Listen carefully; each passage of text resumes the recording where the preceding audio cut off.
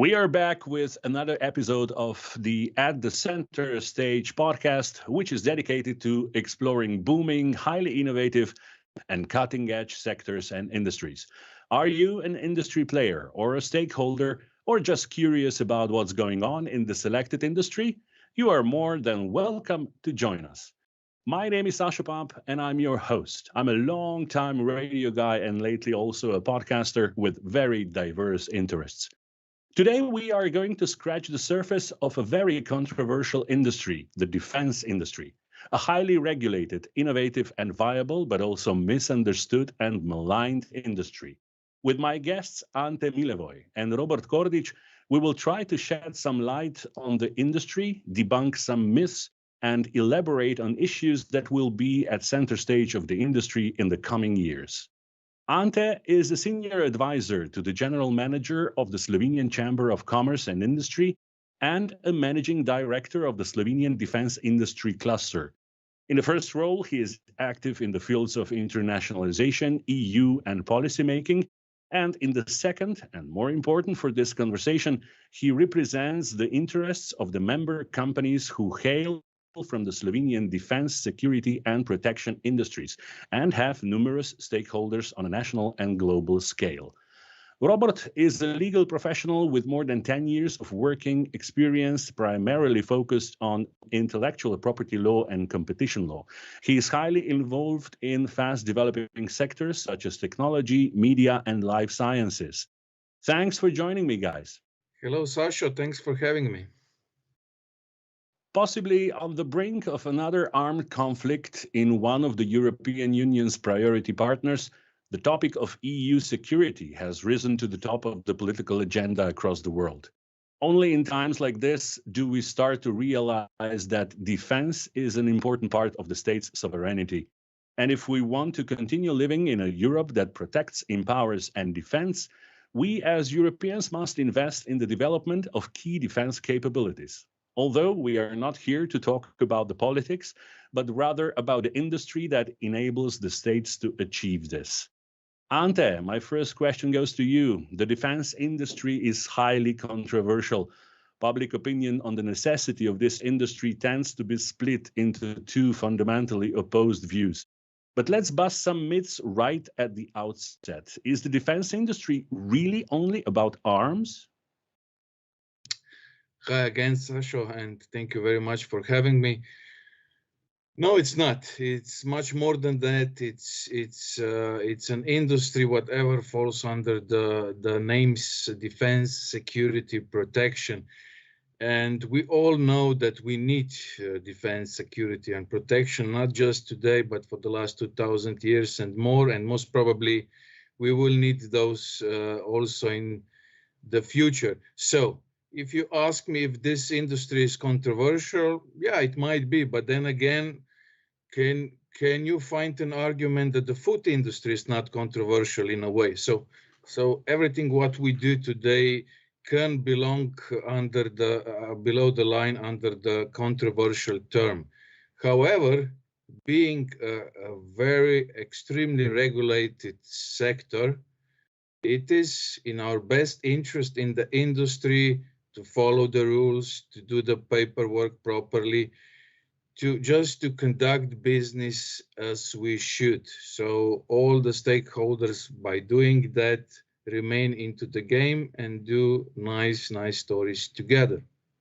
Can you give us the overview of, let's say, technologies or some equipment that is basically under this umbrella? It's not just rifles. Sure, and tanks, it isn't. Right? It's not even close to majority. You know, we are all keen on watching movies and etc. So arms, for example, in my case, I have 45 members within the Slovenian defense industry cluster. Only 2 can belong under this subgroup of so-called traditional solutions, also traditional arms. The vast majority, believe it or not, they belong to cyber, they belong to IT, they belong to so-called PPA, personal protective equipment.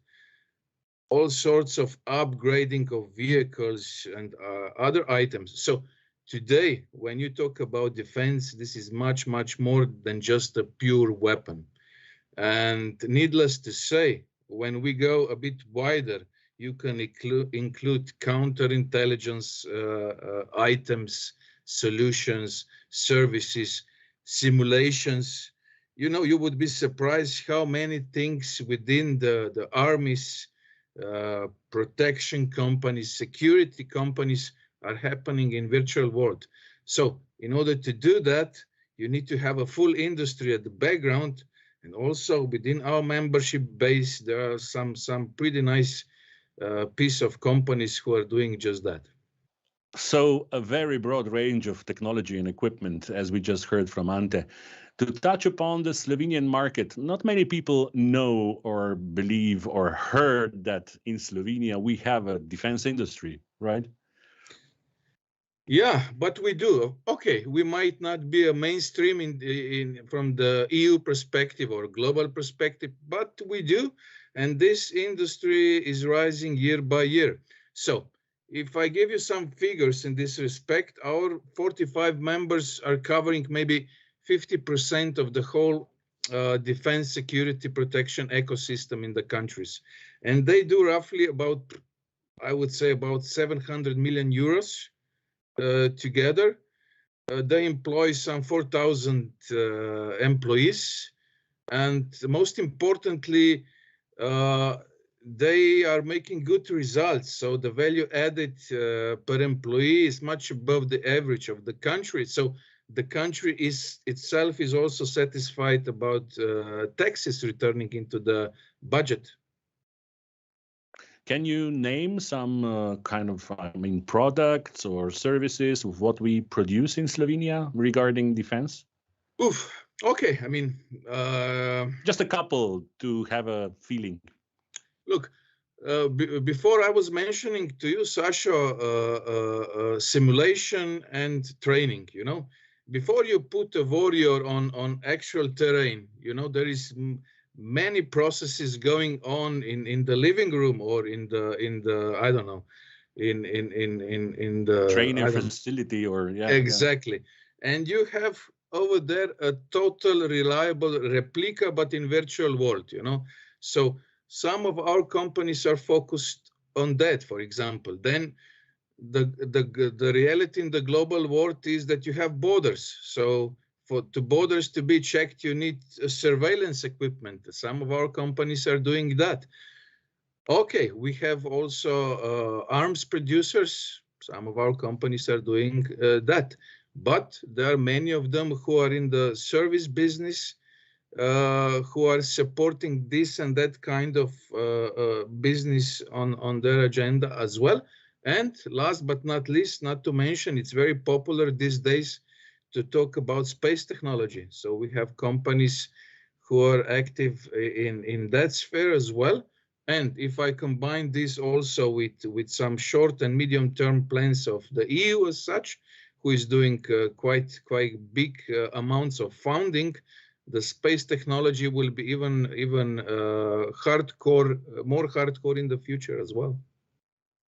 So defense industry for Mars, if I joke a little bit. I mean, I would also agree with you that this might be a joke today, you know, but again, the world is turning so fast around these days that you never know what you can get in 5 years' time. That's true, Ante. But Robert, there is a hefty amount of technology that was primarily developed for military purposes, but is now in the civilian use, right? You're right, Sasha. So the spillover from defense industrial developments has strongly influenced civilian technologies. One of the most prominent and basic example is, for example, the seatbelt for the car. The 3-point seatbelt was actually developed by Niels Boyen, who had earlier worked on injection seats at Saab. So similar, many innovations first were used in the military, but they have become civilian success stories, such digital imaging sensors, wireless communication and headsets, but most prominently the GPS network and the internet as such. Furthermore, it's also gaining developments and importance. We recently talked about AI when we covered the life science sector, but there is also a strong use of AI system in the defense industry. So when it comes, for example, to autonomous decision-making, target identification, diagnosis and maintenance of system, autonomous vehicles, etc., they have heavily relied on the financing, on the importance and on the contributions from the ideas gathered in the military or in the defense service, and then found their way into the civilian sphere. I mean, the cycles of the development, the R&D cycles, are quite long, and important is also to know that the first spillover effects in these are, of course, always from one branch or from one aspect from the military use to the second, and then only in the third or fourth aspect it comes to the civilian use. And it takes probably a long couple of years, right, that this happens. Correct. Of course, there's always the public interest, or basically the protection of the knowledge that the military gained in this, to cover it also for a certain time, and also to gain the military advantage and the strategies for certain ideas. The COVID-19 pandemic is already affecting defense spending in many countries. For example, in the last spending round on military equipment in Slovenia, we saw quite a surge in spending. Substantial resources will be required for public health and for economic rejuvenation due to COVID-19 crisis. So how will that affect the companies depending on annual state budgets, Ante? I mean, that's the wisdom of politicians. Let me put it this way. First of all, I'm sure they will find a win-win out of this. But from our perspective, within our clusters and in industry as such, we are developing ourselves. Luckily, we are not dependent on national budget or even national budgets in plural. Most of the companies, as Robert has rightly said, are also active on so-called civilian markets as well. You have to be. So the portfolio over there is wide. We haven't noticed that this epidemic would somehow break the at least long-term plans of our companies. They're going forward as planned. But then again, if you are a decision maker within MOD and you want to take care of your state or statehood, you will do everything to follow the plan, because otherwise many things can happen. And within this supply chain, there are companies who are able to offer products, solutions, services. Ante, how much of the whole income is your local Slovenian market in your cluster? Can you tell us this, or this is a secret? Sure. Or? Roughly about 10 to 15%. So that would tell you, that the sector, by its definition, it's a global game. If you have a good product, if you can be in a very, very sub niche of the sector, but still, if you have a good product, you can easily be noticed everywhere on the planet. And this is what, for example, our companies are doing. Of course, we have some major fairs that we are exchanging these views. And I wouldn't say that COVID budgets and things like that would somehow change the trends. It can delay a little bit, but not change. One of the major disturbances in the Slovenian defense industry happened in 2020, if I'm correct, when most Slovenian banks decided to close defense companies' accounts with the explanation that companies operating in this sector are not trustworthy enough. And Slovenia is not the sole example of this. There were similar cases in Germany last year, in 2021. Ante, what impact did that have on the business? I have to admit, it did have an impact. We noticed that as well. Luckily or unluckily, we are not the only country dealing with that. So I am talking to my vis-a-vis within other EU countries, and they have rather the same type of challenges. From 2020, this emerged on the map. Somehow we cannot confrontate the bank's view that they have a right to do that. That's a fact.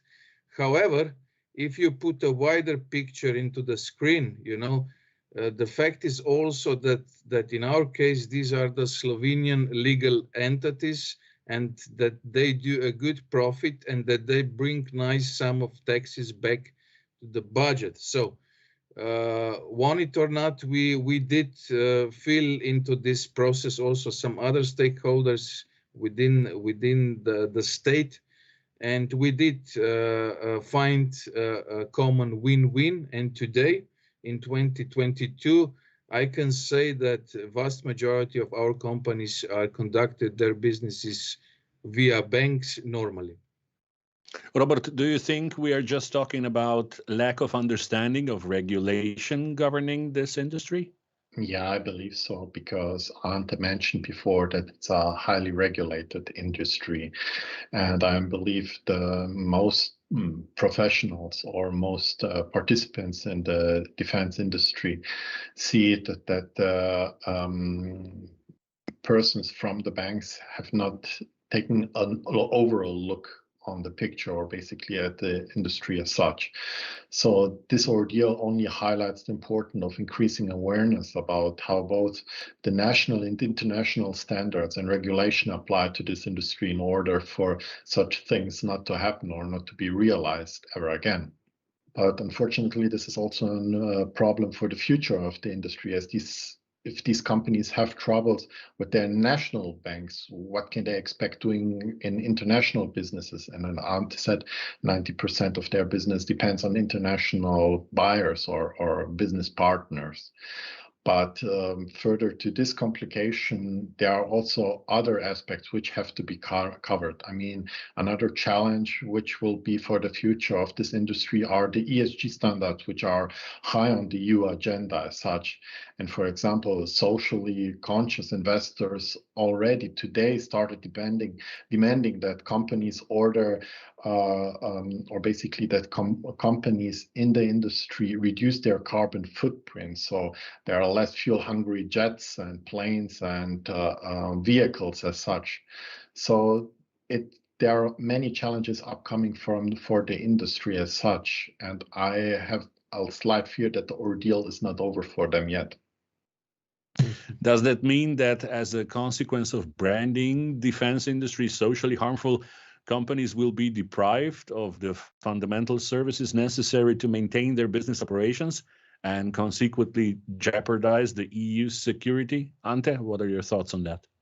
Well, it can be. Then again, I mean, our view here locally in Slovenia, we are following leaders, to be honest, I mean, still we are in good shape, but then again, we are basically 1 to 5 years behind these major questions. Of course, we are aware of the green defense terminology, all the stuff that is placed in Brussels. Yet, our reality here is different. It's not so much influential, not yet at least.